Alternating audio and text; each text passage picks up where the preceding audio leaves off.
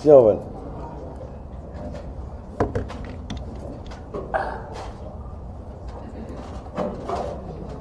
Hamjambo. Assalamu alaikum. Well, members of the Fourth Estate, good morning. I have a statement basically on our trip to KIAMBU County today. One of our main messages over the past 4 years and going into the election in August is inclusion and economic empowerment. You have spoken repeatedly of the commitment of NASA to building a strong and a united country in which everyone feels respected. That commitment is and will remain strong and enduring. Yesterday, I was honored to receive into our fold a number of people from KIAMBU, including members of the KIAMBU County Assembly, who decided to join us on the strength of our promise for the country and the understanding of the tribulations and aspirations of citizens of the great county of KIAMBU. We are shortly heading out to KIAMBU this morning, and I just wanted to share some of the highlights of our plan for this region. At the moment, Kenyans are undergoing many tribulations, and this includes the people of KIAMBU. Just a month to go before the elections, people are still lining up for Unga, and that is happening across the entire country. The cost of living has skyrocketed, putting families' basic necessities out of many people's reach. KIAMBU County remains a good place from which to see the potential, promise, resilience, and frustrations of our people and what can be achieved if the government gets its priorities right and rolls out people-centered socio-economic policies. KIAMBU has always produced a lot of milk. I am very pleased to say that even as the cartels have taken over so much of agricultural pricing, one institution in the milk industry is still standing strong, and that is the Githunguri Dairies Cooperative Society. Githunguri Dairies has defied all odds in the market and has continued to serve members faithfully and diligently, thus allowing many families in KIAMBU to take their children to school and provide jobs for residents. Despite the best efforts of the cooperative, its earnings to the farmers have stagnated while farm inputs have gone up and consumer prices risen sharply. This is something we have to confront.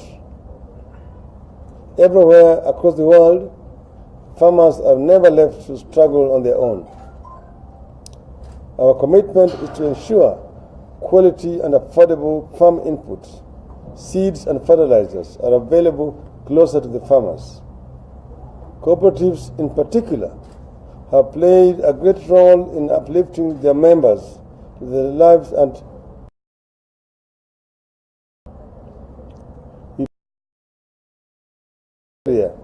with Joe Nyaga, who was my Minister for Cooperatives in the Grand Coalition government.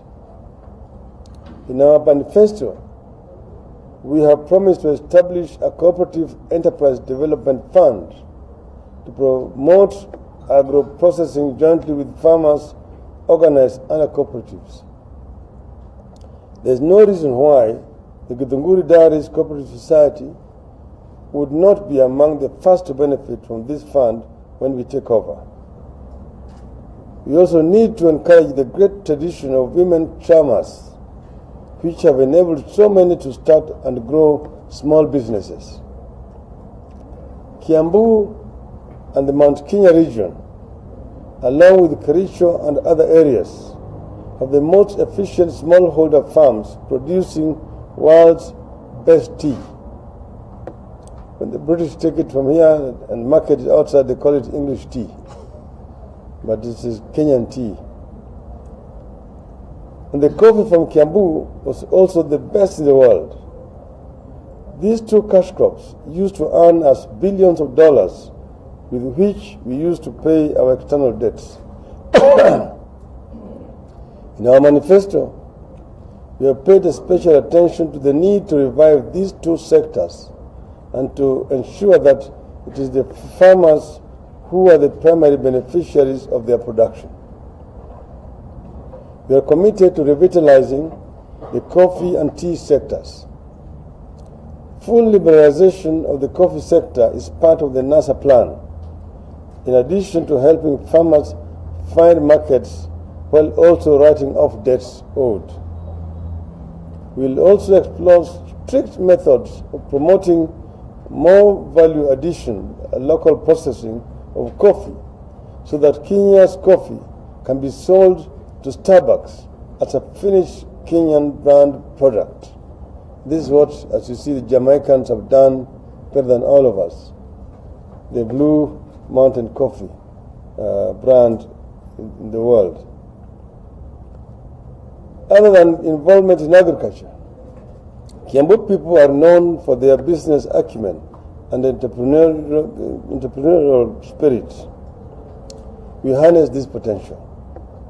We want to facilitate trade between our people by shift focus of infrastructural development to county and rural roads, which have been neglected over the last 4 years. We also intend to implement a mass transit project interconnecting all counties. Traders from KIAMBU should be able to reach Kisumu and Kisii markets in the morning and return to KIAMBU in the evening if they so feel like. We will devote our fullest attention to eradicating the cancer of corruption that is destroying the fabric of our society. One reason the cost of unga and so many essential commodities is so high is because of what now has become an unprecedented corruption under the Jubilee government. Corruption is also making it very difficult for people to engage in businesses. Toa kitu kidogo, toa kitu kikubwa, toa kila kitu. All TKK. Our war on corruption is a war for a better Kenya. Another area that we have highlighted in our manifesto is the need to improve security, which I know is one of the greatest concerns in the KIAMBU County because of its proximity to Nairobi.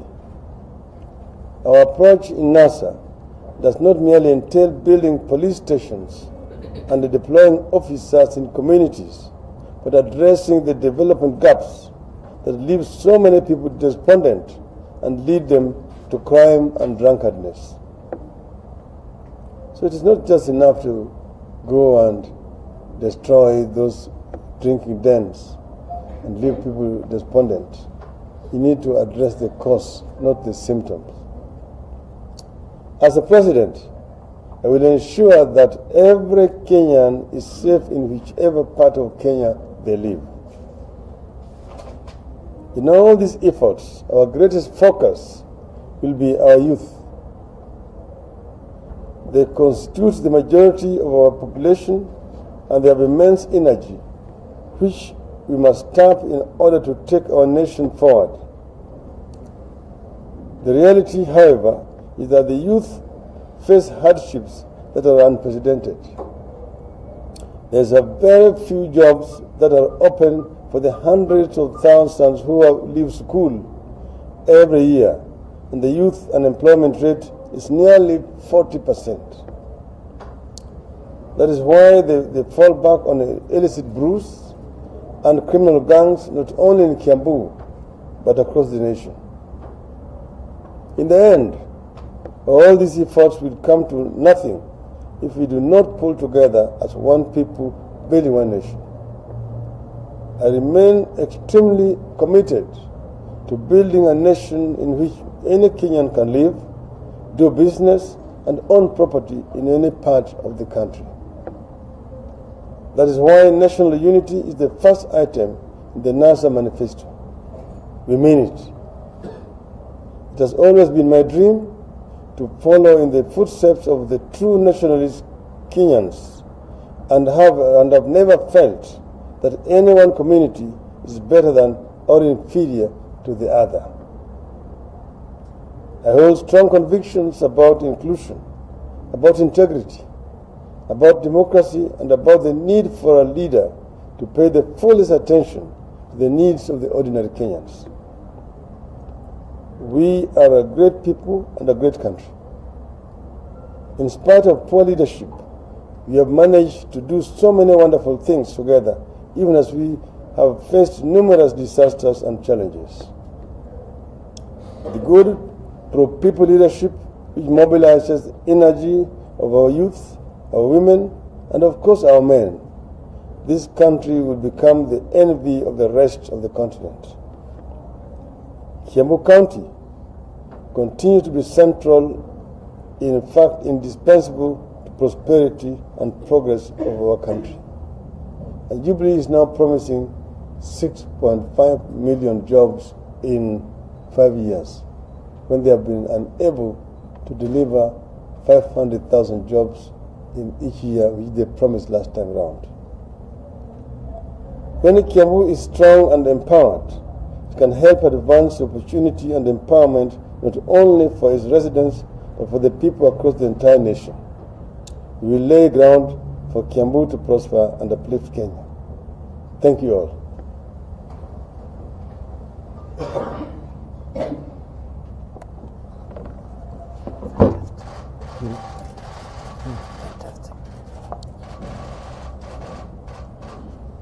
Yes, sorry. Yeah, my name is Emmanuel Benjamin from Odinga. There has been a lot of propaganda against you on the ground. And one of them is that you are a dictator, another one will take away land. Maybe you can tell us how you are going to address that in the campaigns. Then number two, the region has had 3 presidents. So definitely they have been close to power. How are you going, how will you deliver, and you're not from that region, and yet they already had 3 presidents, and you say they never delivered to them? One is this, the propaganda you're talking about, that, oh, I'm going to take away people's land. You said, what was the other one? You're a dictator. A dictator. You need to know people who work around me. And I'm not living in isolation. I live in this country. I've been a prime minister. So you can ask people who have worked with me. I've been a minister for roads, public works and housing. I've been a minister for energy. I've also run a political party. So you ask people who have worked with me if I'm a dictator or not. They will tell you that the most consultative leader is Raila Odinga. So the Kenyans don't believe them. They can continue shouting out there to the birds, but I'm more concerned with what the people think of me. And most Kenyans don't believe that I'm a dictator. But there's what is called benevolent dictatorship. Was Mwalimu Nyerere a dictator? You may say yes, and so on and so forth. So you need to look at when somebody makes difficult decisions, hard decisions, that is not dictatorship. It's acting in the best interest of the people. It's a situation where the end justifies the means.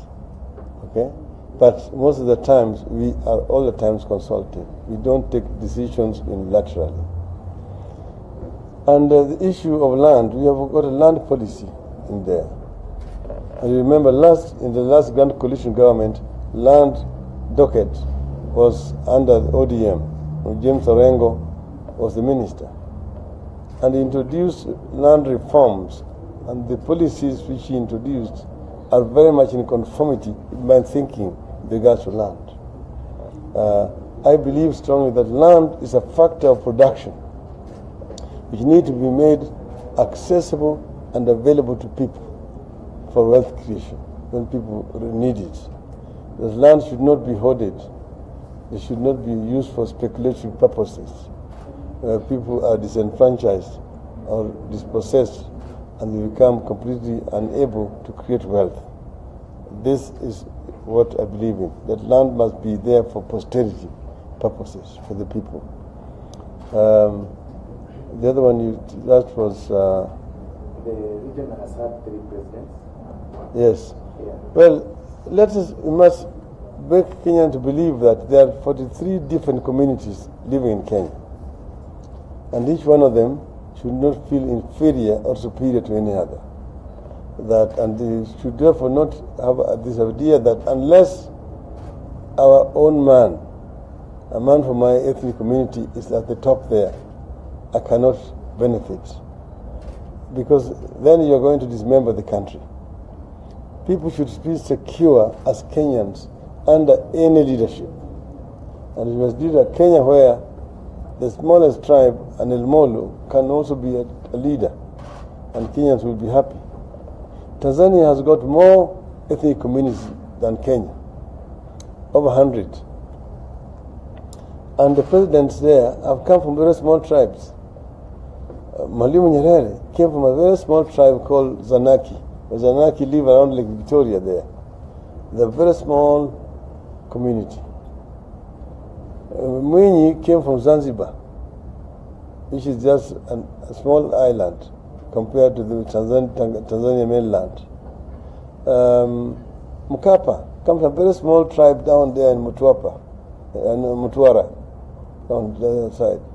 Same thing with Kikwete, around Bagamoyo.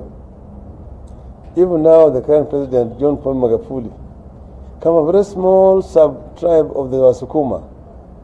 You see, and it is not an issue. Tribe is not an issue in Tanzania. Tanzanians are a happy lot. They don't think of you as a member of this tribe and this other tribe. So Kikuyus are Kenyans. And they should not feel insecure if there's somebody else who is not a Kikuyu as a president. See, the past president was a Kikuyu. That did not stop me, Raila Odinga, as saying Kibaki Tosha. By the time I was saying Kibaki Tosha, I knew he was a Kikuyu. And I went out and campaigned for him. Why? Because he was a Kenyan, like other Kenyans. Okay? So other tribes have lived here under leadership of members of other tribes. Moi was a president. He was a Kalenjin for 24 years.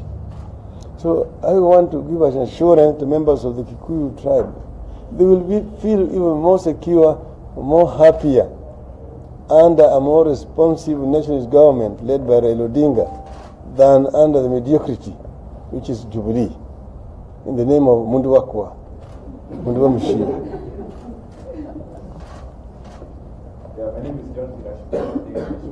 Now, you mentioned the mass transit system in the manifesto, and there is some confusion between us and some of it coming from our secretary and advisors about 2 manifestos within the NASA manifesto. Could you please clarify that? No. There are not 2 manifestos.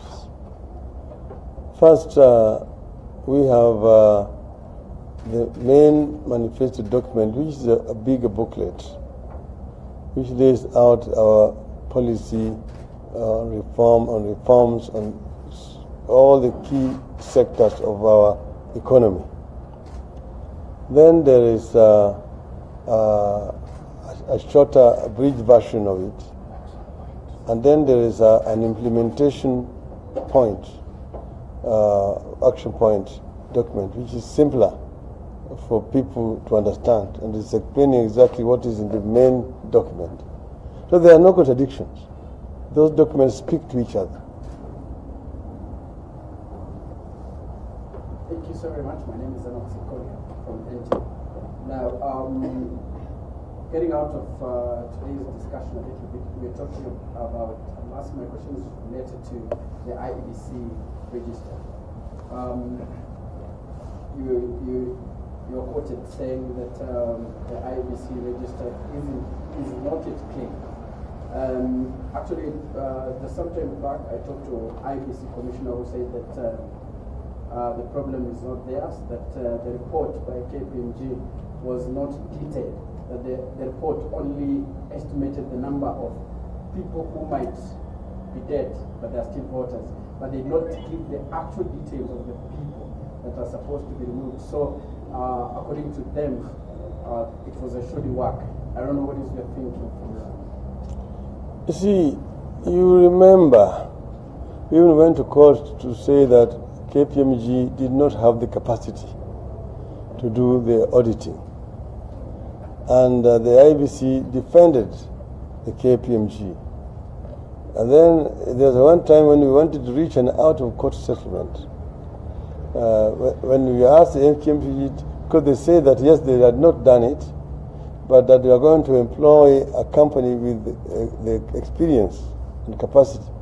When we asked them to name that company, they were unable to name it under the excuse that it was a customer-client issue. Well, we are here with us, and the facts has now come home to haunt the IBC, because KPMG have done nothing, and we're sure that they've been paid a lot of money. Just need to ask how much money have they been paid. Because when we've been looking for that report, our officers have gone to IBC several times to try to get that report. It's not available. When our Secretary General asked for it, Professor Agnes Zani, she was told that the report has been presented to Parliament. Parliament has been dissolved for all intents and purposes. Why do you send a report to Parliament, which has been adjourned since day? You not meet. There's excuses. Because they know that this is a shoddy work that has been done, and that there's a deliberate attempt to try to retain ghost voters in the register for the sinister motive of having them vote, even if they're not proper voters. And this is a very serious issue that needs to be addressed. And IBC is not addressing it. Mr. Odinga, 34 days to the general election. Is there an assurance that the elections will be held from your side, bearing in mind the issues that are coming up, especially on the voter register, the ballot paper printing issues? Is there an assurance that the general election will be conducted on August the 8th? And secondly, how does this tally with other programs that NASA has come up with, for example, at the polling station, extra vigilance to ensure that only people who turn up and are registered as voters will turn up? How do they tally with the issues that your team has raised on the authenticity of the voter register? Is it possible to do one with the exception of the other, or they must go hand in hand? First, let me say, put it on record here, that we as NASA are very committed to August 8th elections. Jubilee has been spreading propaganda that, NASA is afraid, they don't want the election to be held. I think the opposite is true. We have said we want to have elections on the 8th of August several times. But we said we don't just want to have any other election. These elections must be credible. They must be free, fair, transparent. And that's why we've even said, don't just tell us you want peaceful elections. Peace follows free, fair, and transparency. That's the most important thing, which must be addressed. Are the elections going to be free, fair? Are they going to reflect the will of the people of Kenya? That's the most important issue which Jubilee must address. Instead of coming up with this jargon, NASA is afraid of elections and so on. Nobody's afraid of elections. But we want to have an electoral process which will reflect the will of the people of Kenya. So somebody can say, the people of Kenya have spoken. This is what we want. And that is what we are demanding from IEBC. Because IEBC must be a truly independent institution as stated in the Constitution. They should not be dictated from any circle. Remember, the outgoing commission had said that they have made arrangements which they don't want the incoming commission to disturb. And you can see them here.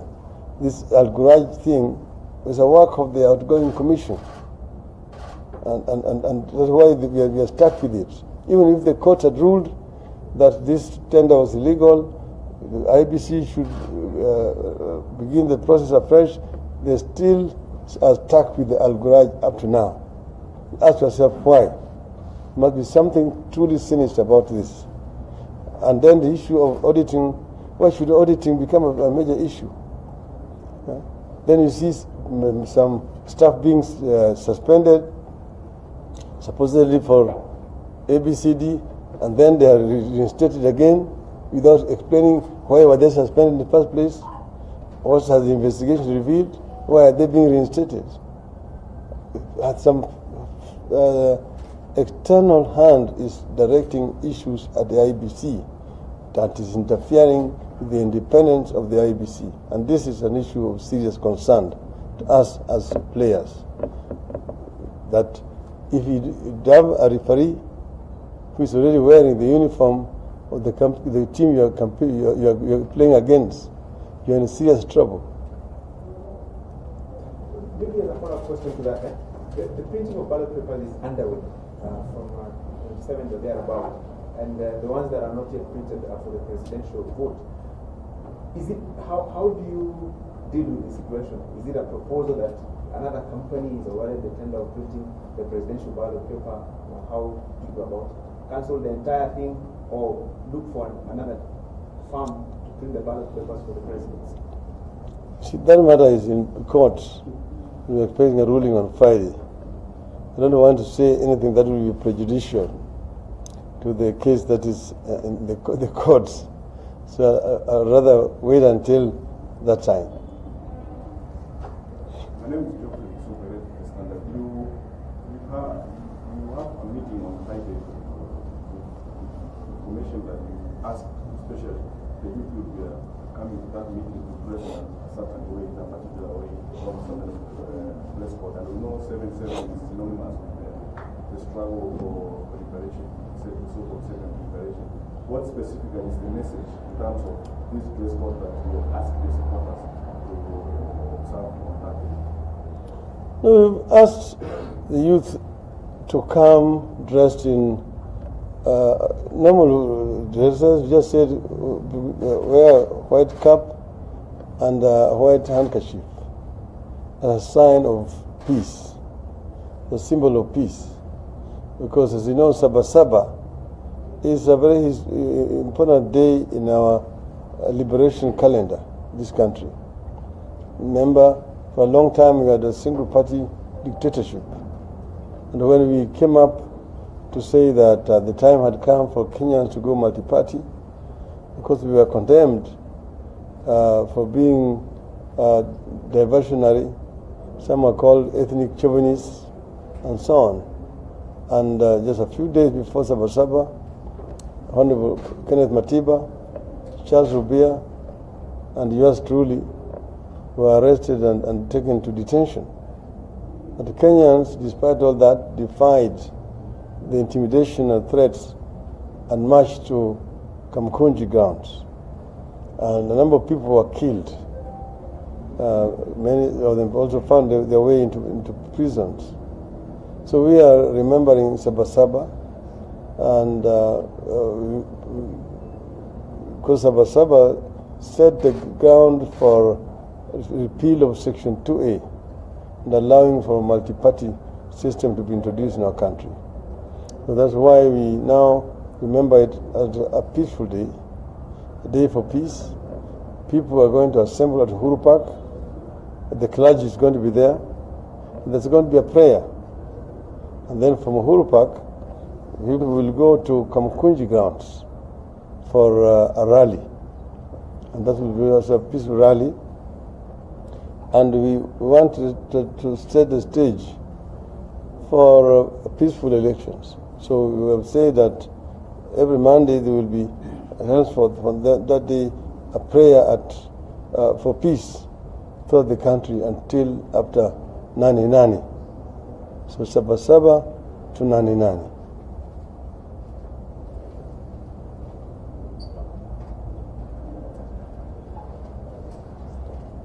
Ningependa kusema ati Sabasaba yani itakuwa siku ya Ijumaa. Na siku ya Ijumaa tumewaomba Wakenya wote, sisi tutakuwa na maombi katika Uhuru Park kwa amani. Alafu tukitoka pale kwa Uhuru Park tutaenda mpaka kule Kamkunji Grounds kwa mhadhara, mkutano wa hadhara ya Wakenya wote. Ningependa vijana wote wa Kenya siku hiyo waje na kofia nyeupe na kitambaa nyeupe kama ishara ya amani. Na baada ya haya sisi tunataka kwa kila wiki Wakenya wote wanaomba siku moja kwa amani ili uchaguzi wa 8 ifanyike kwa njia ya amani. Shukran. Asanteni sana.